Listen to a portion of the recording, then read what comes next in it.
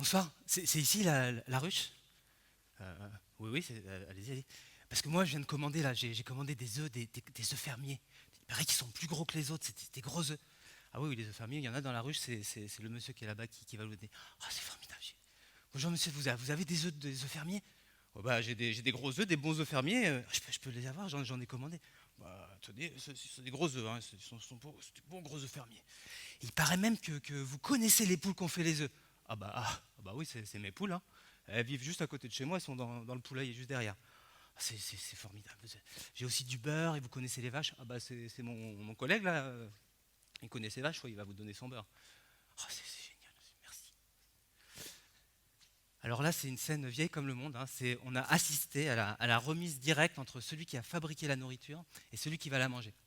Mais là, la scène précisément, elle a été possible grâce à un système que j'ai imaginé qui s'appelle la ruche qui dit oui, que d'abord j'ai imaginé, après que j'ai cofondé sous la forme d'une entreprise avec un associé qui s'appelle Marc David, qui est un type extraordinaire. Et donc on a fabriqué un outil pour permettre ce qu'on vient de voir. Et donc quand on m'a proposé de venir à TED, déjà j'étais hyper heureux parce que je trouve que c'est un espace extraordinaire. Et je me suis dit, bon, faut que je vais expliquer comment. Qui connaît la ruche qui dit oui? Vous connaissez? Ah, peu de monde connaît. Donc je vais vous expliquer comment ça marche, mais d'abord je vais essayer de vous expliquer pourquoi moi, j'en suis arrivé là. Et parce que j'ai un peu le temps pour ça. Et que je me dis, mais pourquoi, des fois, on ne sait pas vraiment pourquoi on fait les choses, faut chercher. Il y a des choses, c'est évident, le matin, moi, il y a mon petit garçon, il a 3 ans, il m'appelle, il veut se réveiller, je vais le chercher, je le prends, je le serre comme ça. C'est évident ce qui se passe là, je lui donne de l'énergie pour aller à l'école maternelle, apprendre à colorier sans dépasser. Ben, lui, c'est pareil, il me donne l'énergie pour faire à peu près la même chose. C'est clair, où, quand on embrasse la maman de cet enfant, on sait hein, ce qui se passe, l'amour, et puis aussi, on aimerait bien avoir un bon petit repas le soir, tout ça, on le sait, c'est clair. Les choses sont moins simples. Bon, la cuisine par exemple, restons sur la cuisine. Moi je sais que si j'embrasse la femme que j'aime, c'est pas pour la cuisine. C'est pas parce qu'elle cuisine mal, c'est parce que c'est moi qui cuisine. Ok? C'est moi qui cuisine. Et pourquoi je cuisine? Ben, je vais vous le dire pourquoi je cuisine. Moi je cuisine parce que la mère nature nous offre ses fruits. Et les prendre, les apprêter, les améliorer, c'est lui rendre hommage. Et je le fais, et après, je les offre autour de moi, tous ceux que j'aime. C'est un grand cri d'amour. Enfin, je croyais en fait. Parce qu'en fait, un jour, il y a une amie de ma maman, qui s'appelle Fatima, qui s'occupait de la crèche dans laquelle j'étais quand j'étais tout petit. Fatima, elle m'a révélé un secret. Elle m'a raconté que son fils, qui était dans la même crèche, au moment du service, il me piquait un peu de nourriture comme ça. Alors là, j'ai compris pourquoi, dès que j'arrive quelque part, déjà, je fais des petites réserves de nourriture un peu partout. Puis j'ai compris pourquoi je cuisinais. Parce que quand tu cuisines, tu es au plus près de la source de la nourriture. C'est toi qui la fabriques. On ne peut pas te la voler. Tu es le chef du miam-miam. En fait, je cuisinais pour être en sécurité. J'étais tranquille, le plus proche de la source.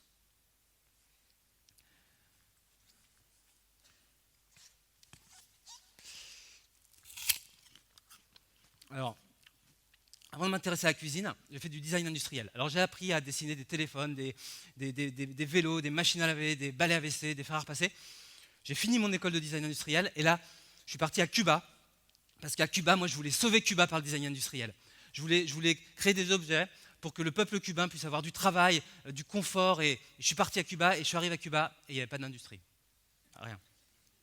Non seulement il n'y avait pas d'industrie, alors rien à manger. Il n'y avait rien à manger, c'était la période spéciale. Il y avait des scandales alimentaires à Cuba. C'est que les pizzas dans la rue, à 1 peso, la viande, en fait, c'était de la serpillière bouillie hachée dans du jus de tomate. On aurait tous aimé que ça soit du cheval, mais c'était de la serpillière. Et du coup, moi, j'ai cherché un projet dans ce milieu un peu hostile et je me suis occupé de créer un restaurant. Ça, j'étais en sécurité.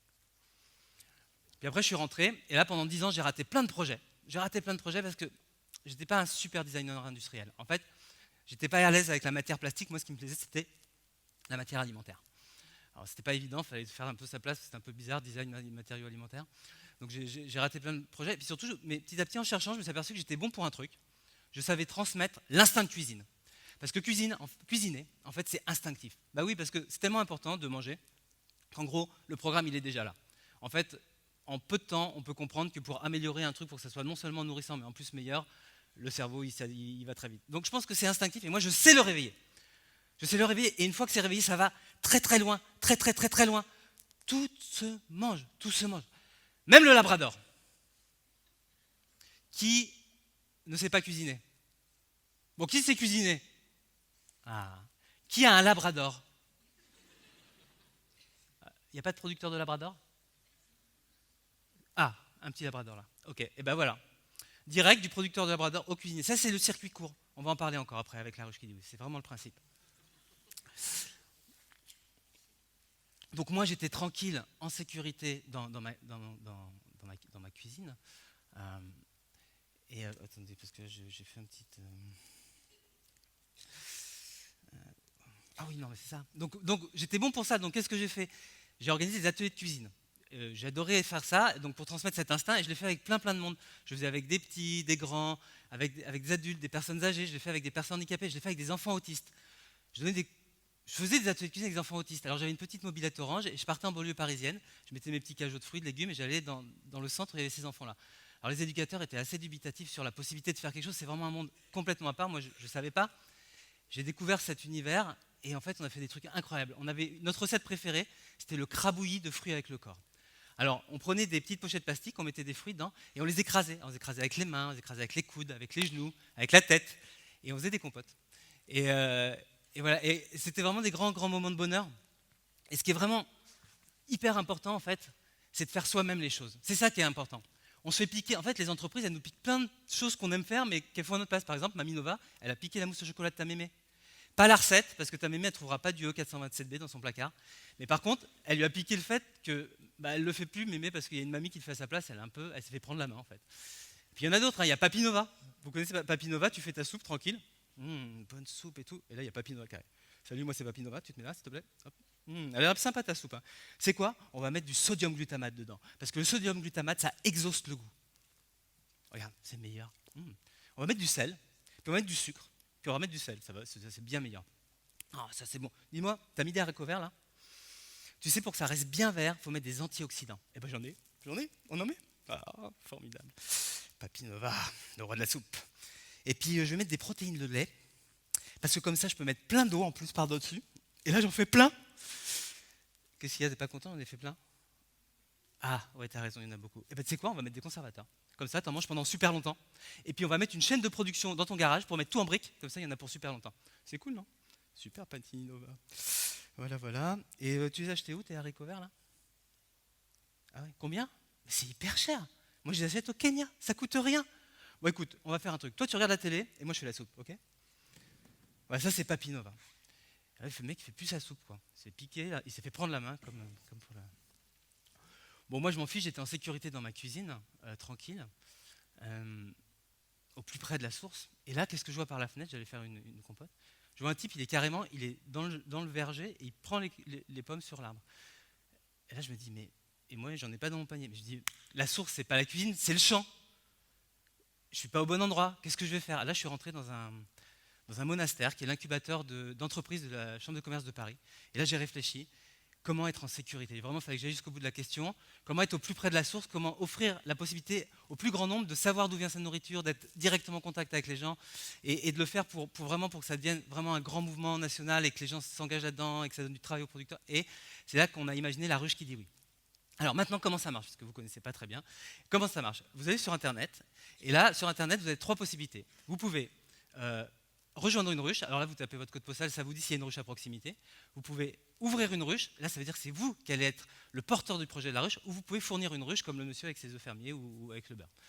Pour les gens qui participent à une ruche, chaque semaine, pendant 5 jours, il y a une vente en ligne. Ils peuvent faire leur marché. C'est que des producteurs agricoles locaux. Et 2 jours après la fin des ventes, ils vont récupérer leurs produits dans la ruche. Alors les ruches, il y en a 350 aujourd'hui en France. Il y en a dans tous les lieux. C'est chez les gens, dans des granges, c'est dans des centres sportifs, on a des couvents, des locaux syndicaux, c'est équilibré. On a des centres d'équitation. Enfin, c'est vraiment, ça s'ouvre partout et ça permet aux gens de rencontrer les producteurs. Pour les producteurs, c'est vraiment un moyen très rapidement de mettre en vente leurs produits et de récupérer finalement le contrôle de leur travail et de récupérer la valeur ajoutée sur leur travail, puisque c'est eux qui vont devenir les commerçants. Ils fixent librement leur prix, hein. Nous on n'est pas des commerçants, on offre juste des outils pour que les gens puissent développer leur commerce et ils deviennent autonomes. Et pour la personne qui ouvre la ruche, en fait on fabrique un outil pour qu'il puisse agir. pour qu'il puisse faire soi-même, pour qu'il puisse créer le réseau. Chaque ruche est une petite entreprise. C'est quelqu'un qui va vraiment au début trouver les producteurs, trouver les membres et qui va organiser sa distribution. Et on en a 350 en France. Chaque jour, on a autour de entre 5 et 10 personnes qui demandent à ouvrir des ruches. Ça, c'est pour comprendre la puissance du mouvement social, la volonté sociale de changer ses façons de faire. C'est énorme. On a presque 1000 personnes qui s'inscrivent par jour. Il y a une trentaine de producteurs qui rejoignent le réseau.